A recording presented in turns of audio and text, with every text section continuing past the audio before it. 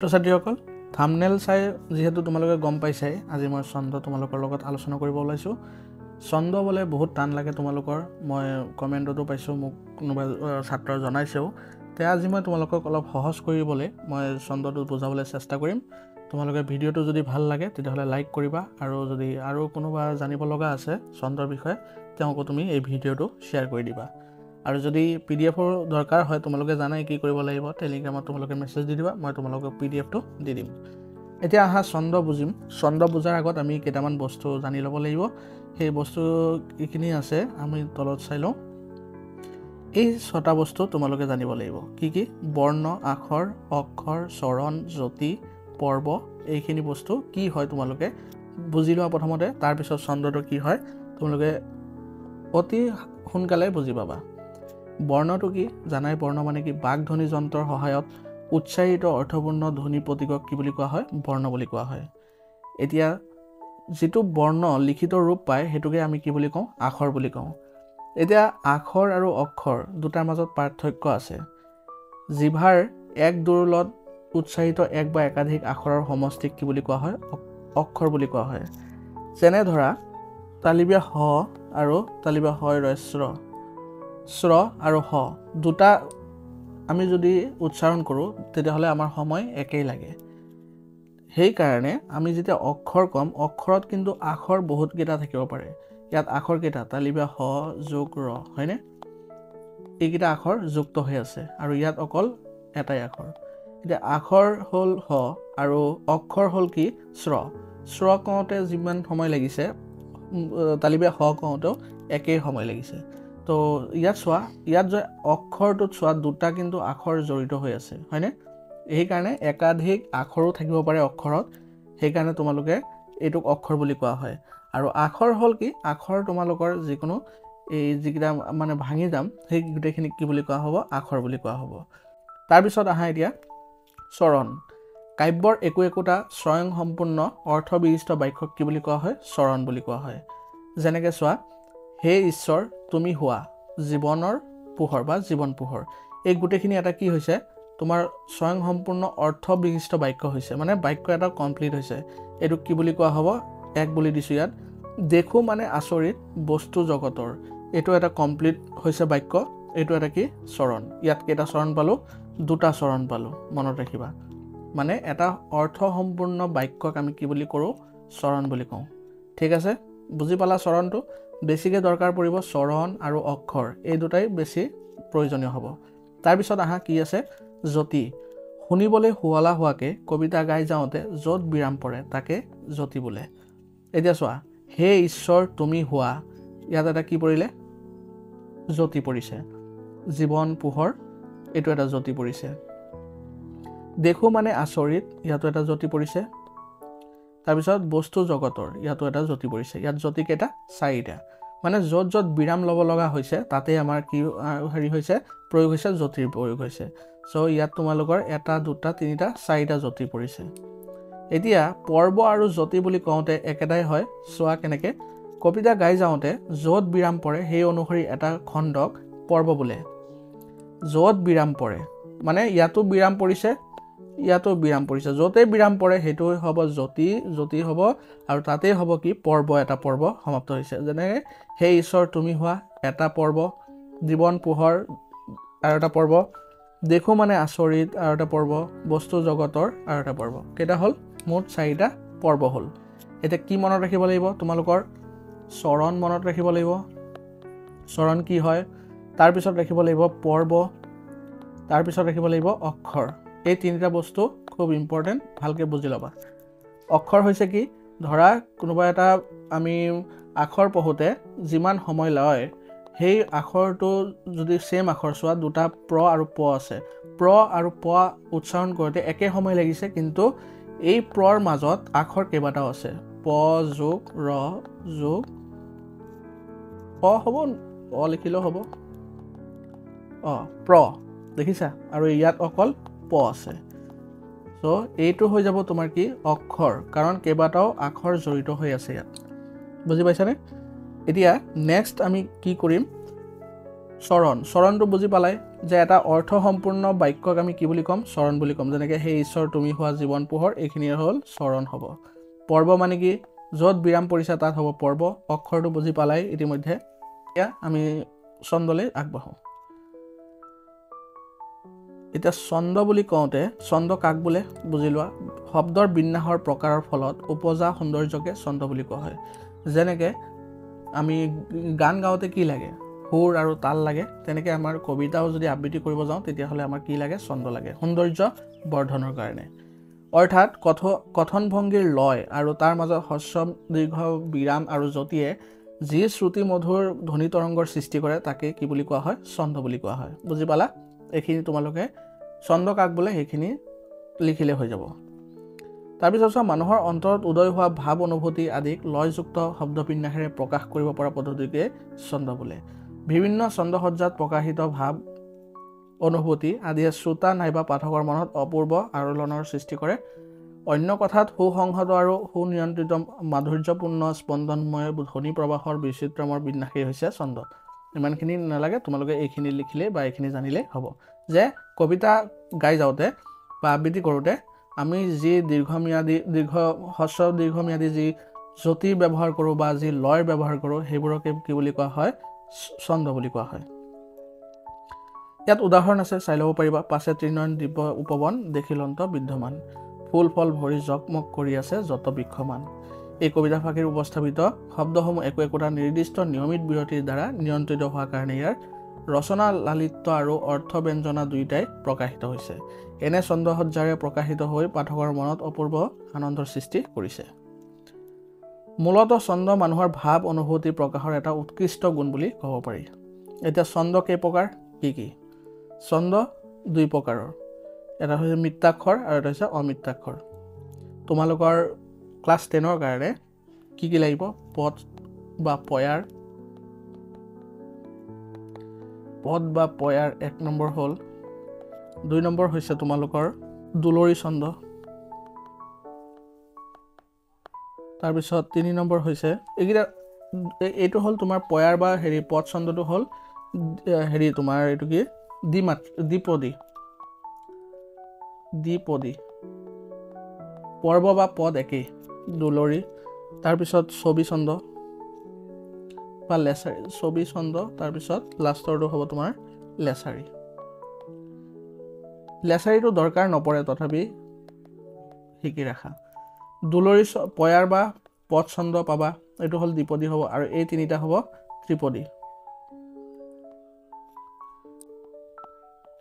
মানে তিনিটা পদ থাকিব ঠিক আছে এতিয়া আমি আগবাঢ়ো মিত্ৰাক্ষৰ ছন্দ মানে কি যিবোৰ ছন্দযুক্ত বাক্যৰ শেষ আখৰৰ মিল থাকে সেইবোৰক মিত্ৰাক্ষৰ ছন্দ বোলে যেনেকৈ ধৰা ইয়াত মৰ্ম ধৰ্ম মাজে সমাজে দেখিছা নহয় এইটো লাষ্টৰ শেষৰ আখৰকেইটা মিল আছে সেইকাৰণে এইটো কি বুলি কোৱা হ'ব মিত্ৰাক্ষৰ ছন্দ তাৰপিছত অমিত্ৰাক্ষৰ ছন্দ যেনে তোমাৰ পাছে দিহি আশিস এইকেইটাত কোনো ধৰণৰ মিল নাই চোৱা যি কবিতা সমান সংখ্যক আখৰৰ শাৰীৰে লিখা কিন্তু যাৰ শাৰীবিলাকৰ শেষ আখৰবোৰ অমিল তাকে অমিত্ৰাক্ষৰ এইটো অমিত্ৰাক্ষৰ হ'ব অমিত্ৰাক্ষৰ ছন্দ বোলে এতিয়া আহি গ'লো পদ আৰু পয়াৰ ছন্দ এই ছন্দৰ তোমালোকে এটা বস্তু মন কৰিব লাগিব আখৰৰ সংখ্যা থাকিব সজ্জা থাকিব 8+6 ঠিক আছে আৰু ইয়াত তোমালোকৰ পদ থাকিব দুটা পদ মানে চৰণ পদ মানে হ'ল কি পদ বা চৰণ মনত ৰাখিবা চৰণৰ সংখ্যা কেইটা থাকিব = 2 থাকিব মানে দুটা চৰণত থাকিব বা দুটা পদত থাকিব এইবিধ ছন্দত দুটাকে শাৰী বা চৰণ থাকে আৰু প্ৰতি শাৰীতে 14টাকে আখৰ থাকিব মানে এইটো যোগ কৰিলে কিমান হ'ব 14 হ'ব এইটো মনত ৰাখিবা 8+6 14 হয় তেতিয়াহ'লে এইটো ভাবিবা যে পয়াৰ ছন্দ আৰু যদি 8+6 আকৃতিত থাকে তেতিয়াহ'লে এইটো পয়াৰ ছন্দ হ'ব আৰু লগতে চাব লাগিব কেইটা চৰণ আছে চৰণ দুটা থাকিব চোৱা যি ছন্দৰ সজ্জাৰ প্ৰতি চৰণত 8+6 মাত্ৰাৰ দুটাকে পৰ্ব থাকে তেনে পৰ্বযুক্ত দুটা চৰণৰ দ্বাৰা একোটা স্তৱক সম্পূৰ্ণ হয় তাকে পদ বা পয়াৰ বোলে উদাহৰণস্বৰূপে হে ঈশ্বৰ তুমি হোৱা জীৱন পোহৰ দেখো মানে আচৰিত বস্তু জগতৰ ইয়াত তোমালোকে কি হিচাপ কৰিব লাগিব মই প্ৰথমতে কৈছিলোঁ বুজাওঁতে কি চাব লাগিব চৰণ চাব লাগিব তাৰপিছত অক্ষৰ চাব লাগিব তাৰপিছত আৰু কি চাব লাগিব পৰ্ব এতিয়া চৰণ মানে কি হয় এটা অৰ্থ সম্পূৰ্ণ বাক্য হ'ব লাগিব। ইয়াত কেইটা চৰণ আছে? দুটা চৰণ আছে। পৰ্ব কেইটা আছে? পৰ্ব আছে ইয়াত 1 2 3 4টা। প্ৰতি চৰণত দুটাকৈ পৰ্ব থাকিব। ইয়াত চোৱা, প্ৰতি চৰণত দুটাকৈ পৰ্ব, হয়নে? আৰু অক্ষৰ এতিয়া চাব লাগিব। অক্ষৰ হিচাপ কৰিব লাগিব কি 8 + 6 হয়নে নহয়? 1 2 3 4 5 6 7 8। প্ৰথমটো হৈছে কাৰেক্ট। তাৰপিছৰটো নেক্সট পৰ্বটোত চাব লাগিব। 1 2 3 4 5 6 হৈছে 8 + 6। প্ৰথম চৰণ আমাৰ ক্লিয়াৰ। নেক্সট চৰণটো চাব লাগিব। 1 2 3 4 5 6 7 8। প্ৰথমটো হৈছে 1 2 3 4 5 6। এইটো হৈছে মানে এই দুটা চৰণত তোমাৰ প্ৰতিটো পৰ্বতে কি আছে, কেনেকৈ সজ্জা হৈছে? 8 + 6কৈ আছে। প্ৰতিটো পৰ্বত তোমাৰ প্ৰথমটো পৰ্বত কি আছে? 8 আছে। দ্বিতীয়টো পৰ্বত কি আছে? 6 আছে। প্ৰতিটো চৰণত দুটাকৈ পৰ্ব থাকিব আৰু প্ৰতিটো পৰ্বৰ সজ্জাটো কি হ'ব? 8 + 6 দুইটাই ঠিকে আছে। তেতিয়াহ'লে আমি এইটো কি বুলি ক'ব পাৰোঁ? পদ বা পয়াৰ ছন্দ। ঠিক আছে, তোমালোকে তিনিটা বস্তু চাবা, চৰণ, অক্ষৰ আৰু পৰ্ব। এই তিনিটা বস্তু মনত ৰাখিবা। আৰু 8 + 6 14 হ'ব। এইটো কি? পয়াৰ ছন্দ। এতিয়া চোৱা, নেক্সটটো হ'ল দুলৰী ছন্দ। এই ছন্দটোত এটা সজ্জা আছে। এই সজ্জাটো হ'ব কি? তোমালোকৰ 6 + 6 + 8 = কিমান হ'ব? 20 মাত্ৰাৰ হ'ব, 20 আখৰৰ হ'ব। ঠিক আছে, এতিয়া তোমালোকে চোৱা, ইয়াত যে মই বুজাইছিলোঁ অলপ আগতে, এই পদ বা পয়াৰ ছন্দত থাকিব কিমান? 8 + 6। আৰু এই তিনিটাত থাকিব কি? তোমালোকে চোৱা, 6 + 6 + 8 হ'ল। অক্ষৰৰ কথা কৈছোঁ। ইয়াত কি থাকিব? দুলৰীতকৈ দুটা বেছিকৈ হ'ব ছবি। কেনেকৈ হ'ব? 8 + 8 + 10। ঠিক আছে, আৰু লেচাৰীত কি হ'ব? লেচাৰীটো নাহে, কিন্তু তথাপি শিকি ৰখাটো ভাল। 10 + 10 + 2 2কৈ বাঢ়ি যাব, কিন্তু লাষ্টৰ যিটো পৰ্ব থাকিব ইয়াত কেইটা থাকিব? 14টা থাকিব। এইটোৱে খালি অমিল, বুজি পালা? এইটোৱে খালি অমিল থাকিব, বাকীকেইটা ঠিকেই থাকিব। লেচাৰীত কি হ'ব? লাষ্টৰ যিটো পৰ্ব থাকিব তাত তোমাৰ কি থাকিব? 3টা পৰ্ব থাকিব। পৰ্ব 3টা, এটা চৰণত 3টাকৈ পৰ্ব থাকিব। পৰ্ব থাকিলেও লাষ্টৰ যিটো পৰ্ব থাকিব সেইটোত 14 মাত্ৰাৰ হ'ব, 14 অক্ষৰৰ হ'ব। এতিয়া আমাৰ কি হৈ গ'ল? দুলৰীত আহি পালোঁ। দুলৰী কি আছিলে? 6 + 6 + 8 অক্ষৰৰ হ'ব। এইবিধ ছন্দত প্ৰতি স্তৱকত দুটাকৈ চৰণ থাকিব। প্ৰতি স্তৱক মানে পদত, আৰু প্ৰতি চৰণত 3টাকৈ পৰ্ব থাকিব। বুজিলা? যি ছন্দ সজ্জাৰ প্ৰতি চৰণত যথাক্ৰমে 6 + 6 + 8 মাত্ৰাৰ 3টাকৈ পৰ্ব থাকিব, আৰু তেনে পৰ্বযুক্ত দুটা চৰণৰ স্তৱক সম্পূৰ্ণ হয়, তাকে দুলৰী ছন্দ বোলে। যতি নিয়ন্ত্ৰিত 3টাকৈ পৰ্ব থাকে বাবে ইয়াক ত্ৰিপদীও বোলা হয়। মই কৈছিলোঁ নহয় প্ৰথমতে, দুলৰী, ছবি আৰু লেচাৰী ত্ৰিপদী হয়। অকল তোমাৰ পদ বা পয়াৰ ছন্দ হ'ল দ্বিপদী। অসমীয়া পুৰণি সাহিত্যত দুলৰী ছন্দক ৰাণী ছন্দও বোলা হয়। এইটো কেতিয়াবা আহি যাব পাৰে 1 নম্বৰৰ কাৰণে। ৰাণী ছন্দ কাক বুলি কোৱা হয়? দুলৰী ছন্দক ৰাণী ছন্দ বুলি কোৱা হয়। এতিয়া উদাহৰণটো চাই লওঁ। কেইটা চৰণ থাকিব?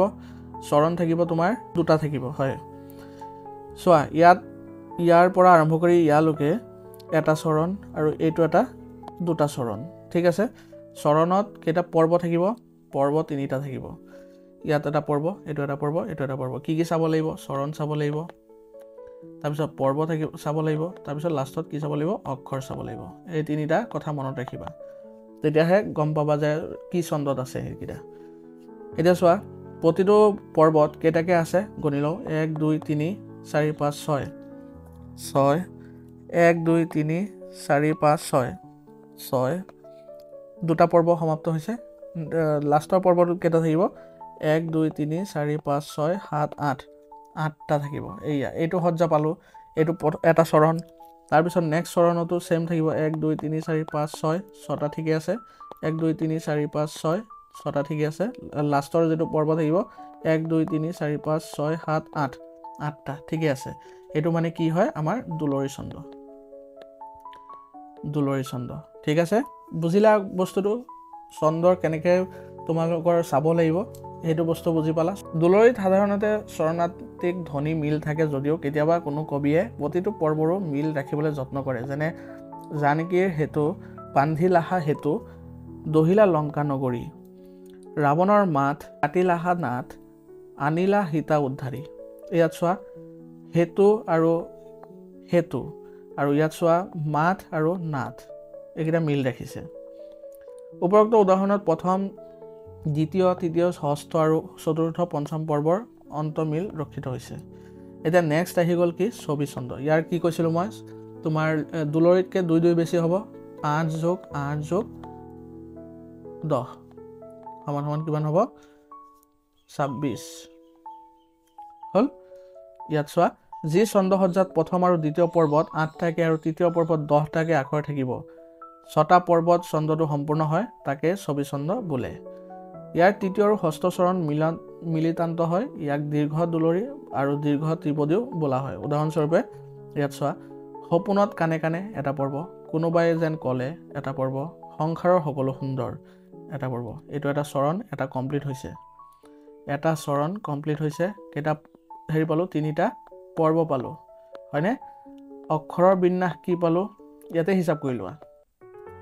1 2 3 4 5 6 7 8 8 যোগ 1 2 3 4 5 6 7 8 8 যোগ 1 2 3 4 5 6 7 8 9 10 11 11 হৈ গ'ল নেকি 3 5 6 7 8 9 10 11টা হৈ গ'ল এইটো অলপ ভুল হৈ আছে সংসাৰ সকলো সংসাৰ হ'ব দেই সংসাৰ সকলো সুন্দৰ ইয়াত 10টা হ'ব লাগিব 11টা হ'বই নোৱাৰে এইটো সজ্জাত থাকিব লাগিব নেক্সট চোৱা এইটো কি হ'ল হাৰ পাই উঠি চালো চকুৰ চামনি মচি এইটো এটা পৰ্ব এইটো এটা পৰ্ব সৌন্দৰ্য উঠিছে লহৰ এইটো এটা পৰ্ব 3টা পৰ্ব হৈ গ'ল ত্ৰিপদীত 3টা পৰ্ব থাকিব আৰু এইটো এটা নেক্সট চৰণ 2 নম্বৰ চৰণত এটা অক্ষৰৰ মাত্ৰাটো চাওঁ 1 2 3 4 5 6 7 8 8 যোগ 1 2 3 4 5 6 7 8 8 যোগ 1 2 3 4 5 6 7 8 9 10 এইয়া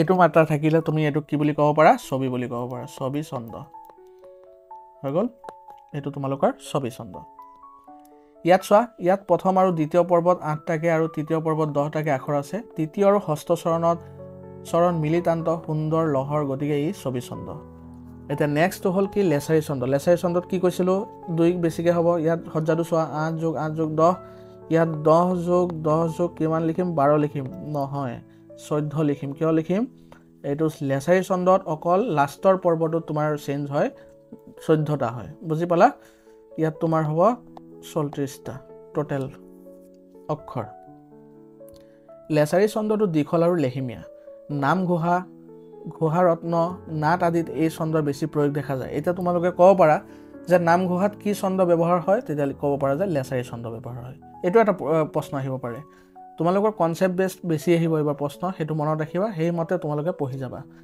লেছাৰী ছন্দ তিনিপদী এনেকুৱা দুফাগী ত্ৰিপদীত ছন্দটো সম্পূৰ্ণ হয় অক্ষৰৰ সংখ্যা থাকিব কি 10 যোগ 10 যোগ 14 অৰ্থাৎ যি ছন্দ সজ্জাৰ প্ৰতি চৰণত যথাক্ৰমে 10 যোগ 10 যোগ 14 মাত্ৰা 3টা পৰ্ব থাকিব তেনে পৰ্বযুক্ত 2টা চৰণত স্তব সম্পূৰ্ণ হয় তাকে লেছাৰী ছন্দ বোলা হয় ইয়াত তোমালোকৰ চোৱা এই যেটো হেৰি আছে তোমাৰ পৰ্ব আছে এই গুটেটো এটা পৰ্ব আৰু এইটো এটা পৰ্ব এইটো এটা পৰ্ব এইটো এটা পৰ্ব আৰু এইটো তলত থকা পৰ্বটো